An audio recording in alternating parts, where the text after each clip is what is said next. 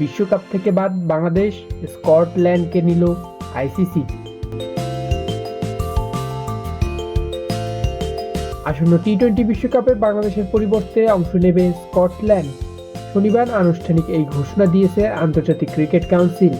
এক প্রতিবেদনে এমনটাই জানিয়েছে ক্রিকেট ভিত্তিক ওয়েবসাইট ক্রিকবাজ।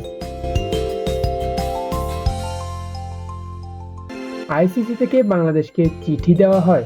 ওই চিঠিতে উল্লেখ করা হয়েছে, বাংলাদেশ ক্রিকেট বোর্ডের দাবি এবং অবস্থা আইসিসির নীতির সঙ্গে সামঞ্জস্যপূর্ণ নয়। যেহেতু বিসিবি আইসিসির সিদ্ধান্ত মেনে নেয়নি, তাই মেগা ইভেন্টে বাংলাদেশের পরিবর্তে অন্য একটি দেশকে আমন্ত্রণ জানানো ছাড়া তাদের আর কোনো বিকল্প ছিল না। তাই বাংলাদেশের বিকল্প হিসেবে স্কটল্যান্ডকে সি গ্রুপে দেখা যাবে।